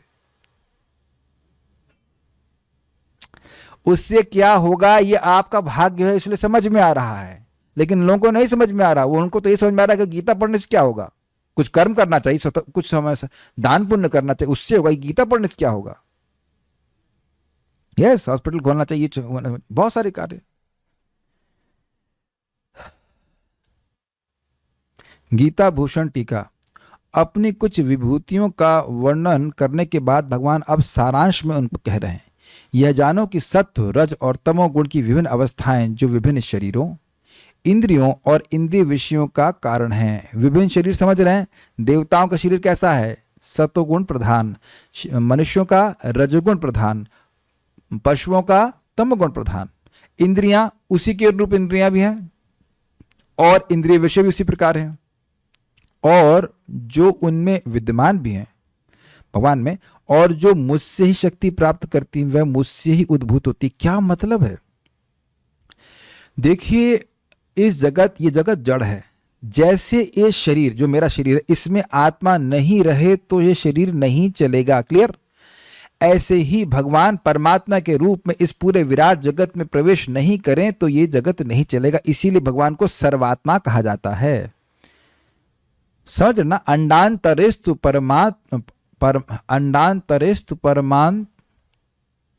परमाणु चयांतरस्थम, ब्रह्मांड में अवस्थित हैं गर्भोदकश विष्णु के रूप में, और हर परमाणु में अवस्थित हैं, और भगवान अवस्थित हैं, इसलिए ये पूरा शरीर, ब्रह्मांड रूपी शरीर क्रियान्वित है। आप नहीं देख रहे हैं सूर्य चल रहा है, सारे ग्रह चल रहे हैं, क्यों? क्योंकि भगवान उसमें प्रवेश किए हैं। तो ये गुण भी अपने आप कार्य नहीं करते हैं। आप बुद्धिमान हो, समझते हो, प्रधान के समय, प्रधान की अवस्था में सतगुण, रजगुण, तमगुण साम्य अवस्था में रहते हैं। जब भगवान दृष्टिपात करते हैं, अपनी काल शक्ति से क्षोभ करते हैं, तब उनमें क्रियान्वयन होता है। जैसे बहुत स्पष्ट सी बात है, अब ये बल्ब जल रहा है तो हमने लाइट ऑन करी है तब जल रहा है, नहीं तो ये ऐसे खड़ा रहेगा और कभी लाइट इसमें प्रकाशित नहीं होगी। तो ये गुण जो हैं अपने आप में जड़ हैं, ये भगवान की अध्यक्षता में कार्य कर रहे हैं। जैसे मैं बता रहा था, मया दक्षिण प्रकृति सूयते सचराचरम, भगवान नवें अध्याय में कहेंगे मेरे अध्यक्षता में प्रकृति कार्य कर रही है, उनसे परे नहीं चल रही। जैसे ये बल्ब बड़ा प्रकाशमान, बड़ा चमकीला लग रहा है, लेकिन ये मेरे नियंत्रण में चमकीला लग रहा है। अब समझ में आया? आप लोग को आवाज अच्छे से सुनाई पड़ रही है ना? काफी अच्छे से सुनाई पड़ रही है ना? तो ये श्योर का माइक है, काफी महंगा माइक है।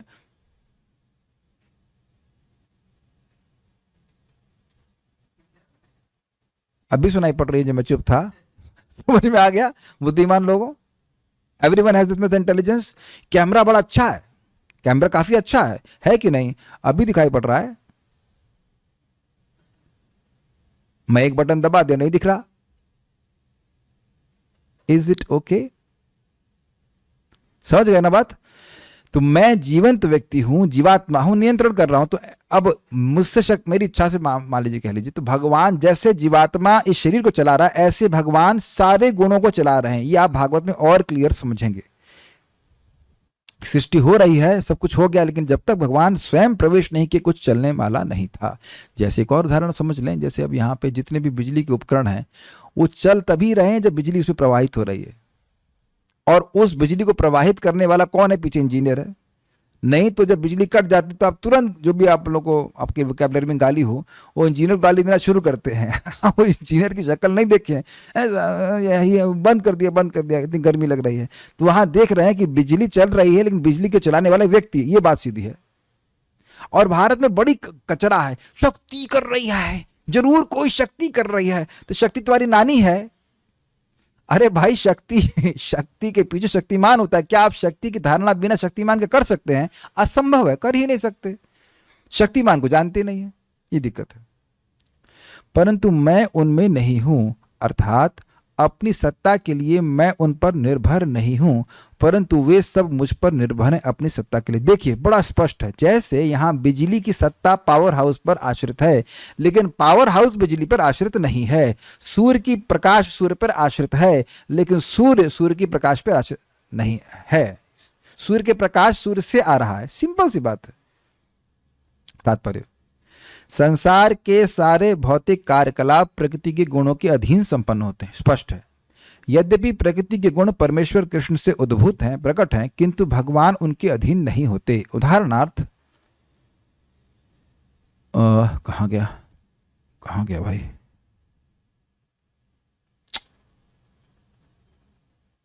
अरे वो स्लिप कर रहा है, एक मिनट रुकिए। उदाहरणार्थ, राज्य के नियमानुसार कोई दंडित हो सकता है, किंतु नियम बनाने वाला राजा उस नियम के अधीन नहीं होता। प्रकृति के गुणों को कौन क्रियान्वित करता है? भगवान करते हैं, भगवान महाविष्णु, जो कि भगवान कृष्ण के विस्तार हैं। लेकिन प्रकृति के गुण भगवान को कभी भी प्रभावित नहीं करते। हम लोग कई बार सुन चुके हैं, नियामक और सामीप्य का संबंध होता है। जैसे चुंबक लोहे के कणों को आकर्षित करता है, मूव करता है, लेकिन बिना छुए करता है। भगवान उसी प्रकार से सामीप्य प्रकृति में प्रवेश किए हैं, कण कण में प्रवेश किए हैं, लेकिन और नियामक हैं, लेकिन स्पर्श नहीं करते। समीप इज नॉट स्पर्श। मैं आपके समीप बैठा हूं, लेकिन मैं आपको स्पर्श नहीं कर रहा हूं। Is that okay? समझ रहे ना मेरी बात? Yes, near but not touching. अब ये भगवान का अद्भुत गुण है, क्योंकि जीवात्मा स्पर्श कर लेता है, प्रभावित हो जाता है, लेकिन भगवान बगल में ही बैठे हुए प्रभावित नहीं होते। इसी प्रकार प्रकृति के सभी गुण, सतो रजो तथा तमो गुण, भगवान कृष्ण से उद्भूत हैं, किंतु कृष्ण प्रकृति के अधीन नहीं है। ये बात समझने वाला व्यक्ति ही मुक्त हो जाता है। प्रभुपाद जी समझाते हैं, दशम स्कंद में कंस को यह पता था कि भगवान विष्णु को मारा नहीं जा सकता, तो ये भगवान विष्णु की दिव्यता है ना जो स्वीकार कर रहा था वो। इसी बात के कारण वह मुक्त हो गया। Just that simple point. और यह सिंपल नहीं है। आप भारत में भी लोगों को पूछेंगे तो उनसे पूछो कि क्या कृष्ण प्रकृति के गुणों के अधीन है, उनको तो इस प्रश्न का अर्थ ही नहीं समझ में आ जाएगा। मैं तो ये कहूंगा कि आईएएस एग्जाम में ये पूछा जाना चाहिए, क्या कृष्ण प्रकृति के गुणों के अधीन है? एक भी व्यक्ति उत्तर दे, अगर इस्कॉन का कोई डिवोटी होगा तो समझा देगा, नहीं तो समझा ही नहीं पाएंगे। वो जो आईएएस ऑफिसर जो होंगे पूछने वाले, उनको भी समझ में नहीं आएगा। हम इसको इसलिए कॉन्फिडेंस से क्यों कह सकते हैं, क्योंकि हम एनटीपीसी कहलगांव में था, तो वहाँ मैं आर्ट ऑफ माइंड कंट्रोल का सेमिनार दिया। तो हम देह नहीं है, महात्मा समझाया। फिर उन्होंने हलवा बांट दिया एक चम्मच। उन्हें क्या समझ में आया, क्या अच्छा लगा? हलवा अच्छा लगा। उनको कुछ समझ में नहीं आया कि हम देश से पृथक आत्मा है। और कहने को तो बहुत बड़ा पावर प्लांट चला रहे हैं। आप कल्पना नहीं कर सकते कि कितना बड़ा पावर प्लांट था। 36,000 मेगावाट, 3600 मेगावाट, सॉरी 3600 मेगावाट। कितना बड़ा प्लांट है, उसकी धारणा नहीं कर सकते। ये सब चला लेंगे, लेकिन इतनी बात नहीं समझ पाएंगे कि आपका शरीर, आप शरीर से आप अलग हो, ये शरीर रूपी प्लांट है, उससे आप अलग हो। इतनी सी बात वो नहीं समझ पाए। तो ये कोई आसान बात नहीं कि आपको सुनने को मिल रहा है कि भगवान प्रकृति के परे हैं और आप उसको मान ले रहे हैं। This shows they have Krishna's mercy. ये कृष्ण की कृपा है। इसलिए वे निर्गुण हैं, जिसका तात्पर्य है कि सभी गुण उनसे उत्पन्न हैं, उद्भूत हैं, किंतु ये उन्हें प्रभावित नहीं करते। ये भगवान का विशेष लक्षण है। श्रीपाद रामानुजाचार्य।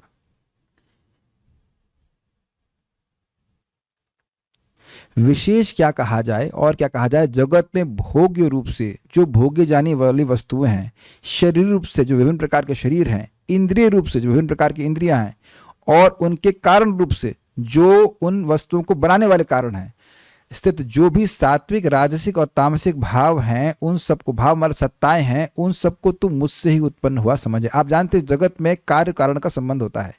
एक वस्तु दूसरी वस्तु कारण है। तो कोई राजसिक वस्तु प्रकट हो रही तो उसके पीछे भी कोई राजसिक वस्तु है। जैसे गोलगप्पा का जो पानी है वो राजसिक होता है। ये कार्य रूप में दिख रहा है उसका, जो क्या कहेंगे उसको, पानी तो बोलते हैं, पानी देना। लेकिन उसके पीछे एक रजोगुणी और वस्तु है, नींबू ने खटाई और मिर्ची। तो वो जो तीखापन आपको तीखा लग रहा है पानी, एक कार्य रूप में, लेकिन उसके पीछे जो और कारण है वह भी राजसिक है। जब कारण राजसिक होगा तभी तो कार्य राजसिक होगा। Does it make sense? है ना? आप लोगों ने अचार तो खाया होगा। अब एक होता है एक अचार जो बहुत मिर्ची डाल दी जाती है, तो वो अब मिर्ची है तो इसलिए मिर्ची है राजसिक। तो उसका कार्य भी राजसिक होगा, ये बोल रहे हैं। तो जो कुछ भी आप इसमें इफेक्ट देख रहे हैं और उनके कारण, वो सब भगवान से आ रहे हैं, चाहे वो राजसिक हो, चाहे सात्विक हो, चाहे तामसिक हो। क्लियर? और साथ ही यह भी समझ कि वे मेरे शरीर रूप होने के कारण मुझ में ही स्थित हैं। अब इसका क्या मतलब हुआ? क्योंकि जगत में जो भी शरीर है वह भगवान की शक्ति से ही उत्पन्न हुआ, इसलिए वो भगवान से अभिन्न कहा जा रहा है। भगवान से भिन्न नहीं है यह कहा जा रहा है, क्योंकि भगवान की शक्ति है, लेकिन भगवान का शरीर पूरी तरह से चिन्मय है, किंतु मैं उनमें स्थित नहीं हूं, इसीलिए क्लियर कर दे रहे हैं। अर्थात किसी काल में भी मैं उनके सहारे पर स्थित नहीं हूं। अभिप्राय यह है कि अन्यत्र अन्य जीवों में शरीर की स्थिति आत्मा के अधीन होने पर भी शरीर से आत्मा की स्थिति में भी कुछ उपकार होता है, परंतु मेरा उन जीवों से या शरीर इंद्रियादि से वैसा कोई भी उपकार नहीं होता। मेरा प्रयोजन तो केवल लीला ही है। अब ये बड़ी सुंदर बात है, ये बिल्कुल आप पकड़ लेंगे, कुछ कठिन नहीं है। हम राइस, दाल, चावल या जो कुछ भी खा रहे हैं, या कोई व्यक्ति गलत खाता है, अच्छा खाता है, तो उससे वह अपनी तुष्टि का अनुभव करता है। बल्कि आप देख रहे हैं कि हम लोग तो पूरा डिपेंडेंस अनुभव ही कर रहे हैं कि भोजन नहीं करेंगे तो जिएंगे कैसे। तो शरीर आत्मा की वजह से है, ये तो समझ में आ रहा है, लेकिन आत्मा एटलीस्ट बद्धावस्था में शरीर पर अपनी निर्भरता को ही अनुभव कर रहा है। मैं खाऊंगा नहीं तो मर जाऊंगा, मेरा सुख मेरा शरीर के द्वारा मुझे दे रहा है, इसीलिए तो शरीर प्रिय लग रहा है। लेकिन भगवान को शरीर, भौतिक शरीर कुछ प्रिय नहीं लगते, उनको इस जीवात्मा के द्वारा भोगे गए भोगों से कोई भी मतलब, कोई भी प्रयोजन नहीं है, ये कह रहे हैं। इसीलिए कह रहे हैं मैं उनमें नहीं हूं। कुछ नहीं समझ पा रहे हैं? जैसे मान लीजिए, एक सिंपल सी बात सोचिए, एक व्यक्ति यहां बैठा दिया जाए इस क्लासरूम में और कहे तुमको बैठना ही पड़ेगा नहीं तो तुम गोली मार देंगे समथिंग, किसी तरह से फोर्स कर दिया जाए, तो अब उसका क्लास सुनने में कोई मतलब नहीं है, वो क्लास से बिल्कुल उदासीन है। समझ रहे हैं मेरी बात? उसे क्लास से कुछ मतलब नहीं होगा, लेकिन वो है क्लास में, लेकिन क्लास में नहीं है। अब तो समझ में आया? जैसे मैं अपना एग्जाम्पल दे रहा हूं, भाई एनटीपीसी हम ज्वाइन किए थे केवल अपना लैपटॉप का लोन चुकाने के लिए, तो वहां क्या पढ़ना था, क्या पढ़ा रहे थे, क्या ट्रेनिंग हो रही थी, वहां बैठा तो था मैं, लेकिन उदासीन, मुझे कुछ भी याद नहीं कि वो क्या बोले। आप लोग से ऐसा कभी हुआ नहीं है? ऐसा होता हुआ कोई आपका सब्जेक्ट आपको पसंद ना हो, स्पेशली मैं केमिस्ट्री की याद कर रहा हूँ। हाँ, केमिस्ट्री बहुत खराब लगती थी, तो केमिस्ट्री क्लास हमको इतनी ज़्यादा खराब लगती थी, यह भी समझ में नहीं आता था कि समझ में क्या नहीं आ रहा, क्योंकि मन ही नहीं करता था पढ़ने का। तो आप हैं वहाँ पे, लेकिन पूरी तरह से निर्लिप्त हैं। अब तो क्लियर हो गया, ऐसा कभी नहीं किया आप लोग? गीता क्लास में तो करते होंगे नहीं नहीं नहीं, ऐसा तो आप लोग प्रेम से आ रहे सुनने के लिए। Is that okay? तो है भगवान परमात्मा के रूप में, लेकिन अब जीव क्या भोग भोग रहा है इससे उन्हें कोई मतलब नहीं। उदाहरण आप जानते हैं कि पक्षी, दो पक्षी हैं, एक ही पेड़ पे यानी शरीर के रूपी पेड़ पे बैठे हैं, तो एक पक्षी फल खा रहा है, दूसरा पक्षी देख रहा है। तो देखने वाला पक्षी कौन है? परमात्मा, भगवान। और खाने वाला कौन है? जीव। और वो क्या फल है? दो फल है उसके, सुख और दुख। जो भी इंद्रिय सुख है वह, और जो दुख इंद्रिय दे रही वह, इसका भोग आत्मा कर रहा है। लेकिन भगवान कभी भी इस सुख दुख से प्रभावित नहीं होते, ये बात बोलना है। तो इस प्रकार से भगवान की दिव्यता को समझना चाहिए। देवता भी सात्विक ही हैं और वह सुख दुख से प्रभावित होते हैं, लेकिन भगवान पूरी तरह से निर्लिप्त हैं। और जो भगवान की उपासना करता है वह भी क्रमशः निर्गुण होता चला जाता है। वह भी, आपने सुना, अब सुनी चुके हैं, राग द्वेष से, मित्र बंधु आदि के, मित्र और शत्रु, इस सभी प्रकार के भावों से वह मुक्त होता चला जाता है। तो श्लोक काफ़ी अच्छा था, उम्मीद है कि आप लोग कुछ समझ पाए होंगे। आज आवाज़ ब्रेक कर रही थी, पता नहीं सुनाई पड़ा कि नहीं सुना पड़ा। I will see what can be done by the evening. मुक्त मतलब अविद्या से मुक्त, जीवात्मा के कंटेक्स्ट में यस, और भगवान के कंटेक्स्ट में अविद्या को मतलब ही नहीं होता, क्योंकि भगवान अविद्या से कभी प्रभावित होते ही नहीं। क्या भगवान की उपासना करके इच्छा उसकी मन में आती है जिसका पहले का पुण्य इकट्ठा हो, या किसी के भी मन में आ सकती है? अच्छा प्रश्न है। देखिए, हम पहले भी समझा चुके हैं कि हर व्यक्ति कुछ कार्य कर रहा है और वह कार्य उसको आगे वैसा ही कार्य करने के लिए प्रवर्तित करता है। तो देखिए, तीन प्रकार की सुकृत होती है। एक सुकृत क्या होती है? कर्मोन्मुखी सुकृति, जिसमें व्यक्ति कर्मकांडी चीज़ों के प्रति श्रद्धा रखता है, कर्मकांड करता है, कर्मकांड में उसकी रुचि होती है। दूसरी होती है ज्ञानोन्मुखी सुकृति, वह उसको प्रेरित करती है कि व्यक्ति निर्विशेष ब्रह्म की प्राप्ति के लिए प्रयास करे। और एक होती है भक्तोन्मुखी सुकृति, उसको पता नहीं है कि वह भक्ति कर रहा है, लेकिन अनजाने में ही वह भक्ति कर देता है। अब जैसे मान लीजिए भक्त लोग जोर से कीर्तन कर रहे हैं, तो अब उसको हरे कृष्णा कर लोग सुनते हैं, हाँ बड़ा अच्छा है। प्रसाद वितरण कर रहे हैं तो वह जुड़ जाता है। अब वह धीरे धीरे धीरे धीरे करके उसको ऐसी व्यवस्था करेंगे भगवान की, जब उसकी सुकृति थोड़ी मैच्योर होगी भक्तोन्मुखी, कि उसे भक्तों की संगत में लाके रख देंगे। इसीलिए आप प्रैक्टिकल देखिए कि आप में से मैं सभी लोगों को देख रहा हूँ, बहुत लोगों की शक्ल तो याद भी हो गई है सभी की ऑलमोस्ट, कि अपने आप आते हैं बस्ता टांग करके अच्छे बच्चे की तरह, चलो गीता पढ़ेंगे, गीता हाथ में लेके या जो भी है। यह कौन प्रेरणा दे रहा है? और कुछ लोगों को आप बोलते बोलते थक जाएं तो तब भी वह गीता नहीं सुनेंगे, because they don't have that piety, तो ऐसे में भक्तों क्या करना चाहिए? बिल्कुल द्वेष नहीं करना चाहिए, दया करना चाहिए। भाई इसके पास पुण्य है ही नहीं तो क्या करेंगे? जैसे कोई अब ज्वेलर है, अब वह हमको वहां पे गए थे वृंदावन में, तो वहां एक ज्वेलर है और उसके बगल में सब्जी मार्केट है, बिल्कुल सब्जी मार्केट वहीं पे लगा है। तो क्या ज्वेलर कभी उम्मीद करेगा कि जो सब्जी खरीद रहा है वो हमारे पास भी आएगा? जरूरी तो नहीं है। सारे सब्जी खरीदने वालों के पास ज्वेलरी खरीदने के पैसे नहीं होते हैं। जो ज्वेलरी खरीदता है उसके पास सब्जी खरीदने के पैसे भी होते हैं और ज्वेलरी के भी पैसे होते हैं। अग्रीड? समझ रहे ना बात? तो जिसके पास इस भक्ति का पुण्य नहीं है बेचारा, वो क्या कर सकता है? वो नहीं आ पाएगा। तो आप दया करके उसको प्रसाद खिलाइए, और भले इस जीवन में ना भक्त बने, वो जब फलीभूत होगा तो आगे होगा। महाराज बड़ा सुंदर बताते हैं कि देखिए भाई, जैसे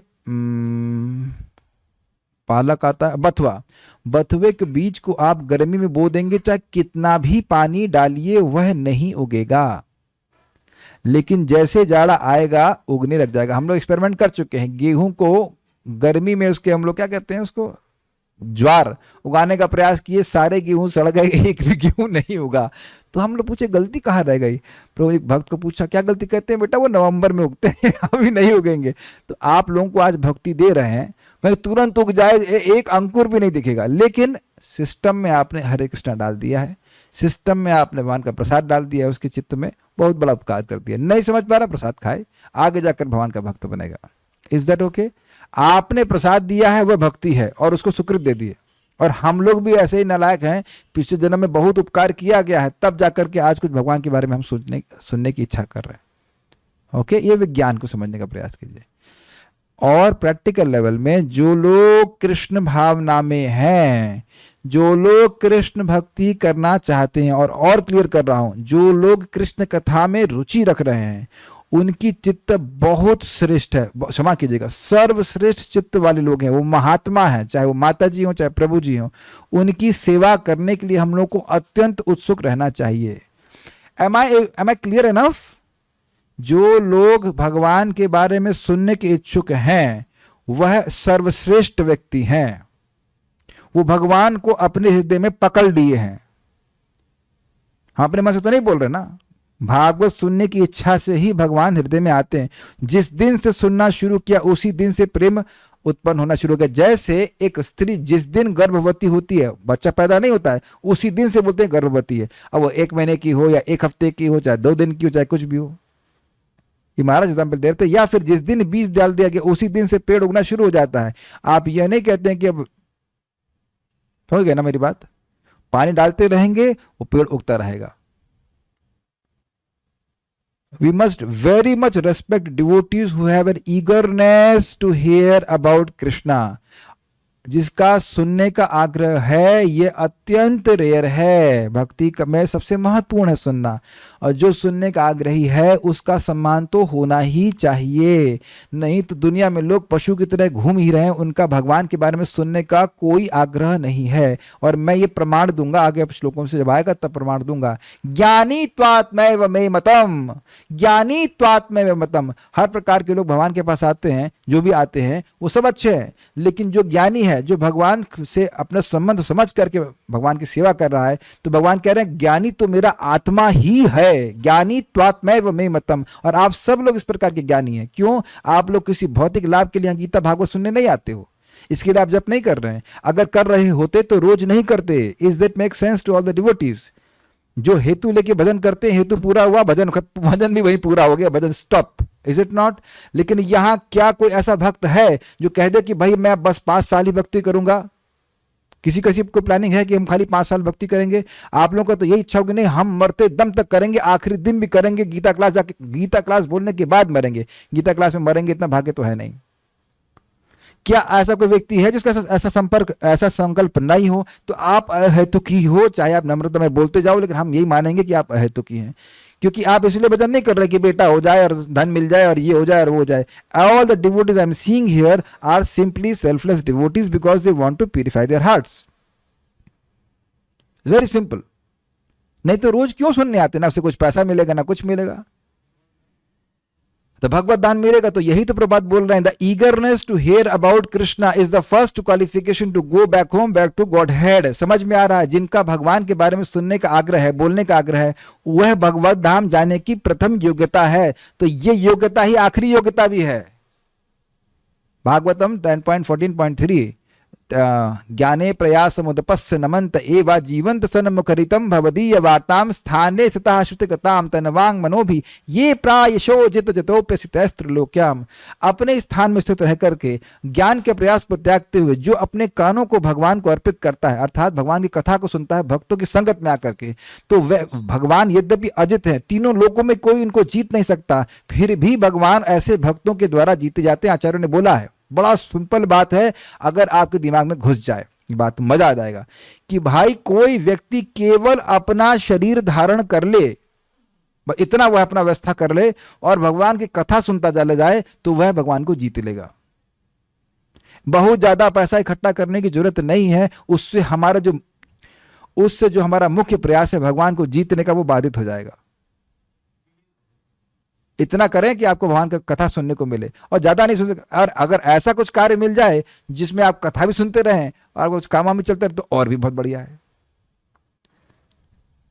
लेकिन ये सब शास्त्र की बात है, अपने अपने अनुसार आप लोग ग्रहण कर लीजिएगा जैसे करना चाहते हैं। और न कर सके, कम से कम ऐसी हो जाए कि भाई सुबह की क्लास भी हो जाए, शाम की क्लास भी सुन लें, और जब भी हो जाए इतना हो जाए तब तो और मजेदार है। इतना तो हो जाए तो अच्छा है। अब पता नहीं इतना संभव होता है कि नहीं होता है। ओके, एनीवेज, तो हम बात ये सब कहाँ से आ गई? कुछ प्रश्न ने किया था तो हम बोल रहे थे, हाँ, तो कैसे व्यक्ति आता है भगवान के पास? सुकृत के द्वारा आता है। ठीक है, ओके। इसीलिए भक्त लोग प्रचार करते हैं। मैं इस पे कुछ बोल करके फिर रुकूंगा। परम पूज्य राधानाथ महाराज का प्रवचन आज मैं सुन रहा था। काश महाराज हिंदी में बोलते। जबरदस्त महाराज कह रहे थे। महाराज कह रहे थे कि एक महात्मा वही व्यक्ति है जो दूसरों के दुख को निवृत्त करने का प्रयास करे, और यही बात हम 6ठे अध्याय में सुन चुके हैं। आत्मा उपमेन सर्वत्र समम यो पश्यति अर्जुना सुखम वा यदि वा दुखम स योगी परमो मता। परम योगी वो है। अब उसमें भी महाराज बड़ा सुंदर बात कहे, हम यद्यपि माया में हो, एक प्रॉब्लम है ना हमारी, लेकिन उस प्रॉब्लम को सॉल्व करने के बजाय, बड़ा इंटरेस्टिंग है, आप यह सोचें कि दूसरे लोग माया में हैं, उनको हम कैसे मदद करें। This is bewildering.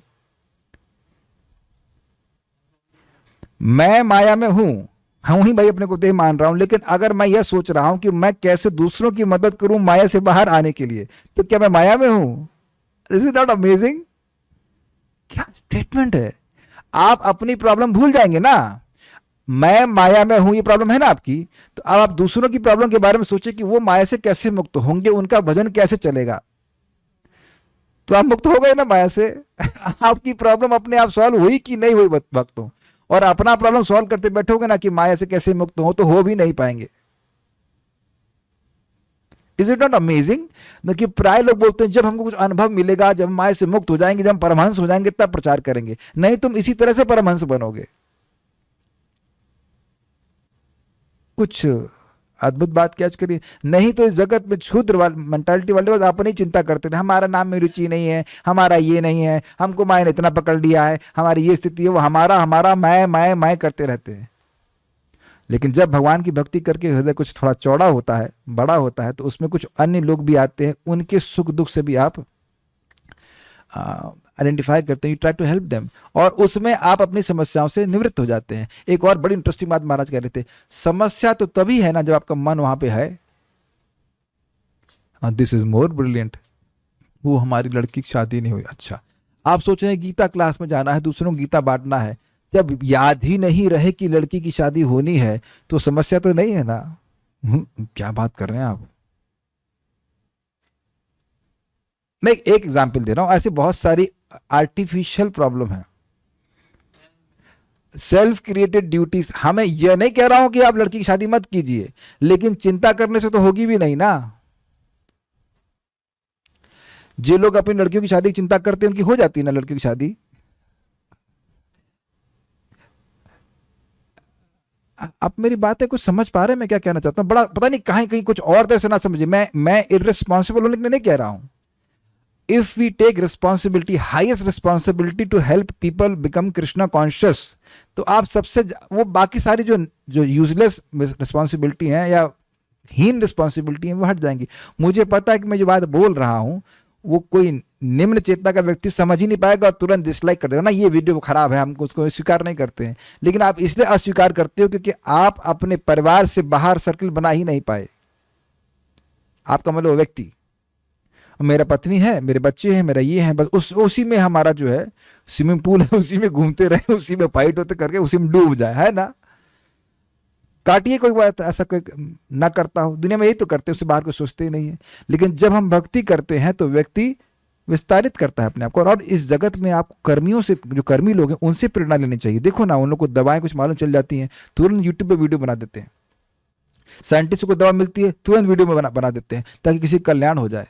वो केवल अपने परिवार के बारे में सीमित नहीं है, एंड दैट इज ग्लोरिफाइड। अभी कोविड में किसी ने टेस्टिंग किट बनाई थी, किसी माता जी ने, she give birth to the baby same day, और फिर उसको जो कुछ टाइम लिमिटेशन था तो उस टेस्ट किट को उन्होंने पूर्ण कर दिया on the day she give birth, and that is glorified. आप देख रहे हैं सेल्फलेसनेस जिससे पूरे समाज का लाभ हो, इसको हमेशा ही महिमा मंडन किया जाता है। केवल अपने तक व्यक्ति केंद्रित रखता है तो उसको कभी अच्छा नहीं माना गया, है ना। कुछ तो कोई डॉक्टर थी, माता जी थी, लोग ऐसा कर रहे हैं कि नहीं। तो भगवत गीता के ज्ञान को हम स्वयं भी समझें और दूसरों तक भी पहुंचाएं। तो इस चिंता में अगर आप रहेंगे तो बाकी सारी चिंता अपने आप समाप्त हो जाएंगी। रहेंगी नहीं, भगवान सारी, Krishna will take care of everything. Will stop here with a very good thought which I learn from Maharaj, very very nice thought. Srimad Bhagavad Gita की जय, श्रील प्रभुपाद की जय, निताई गौर प्रेमानंदे।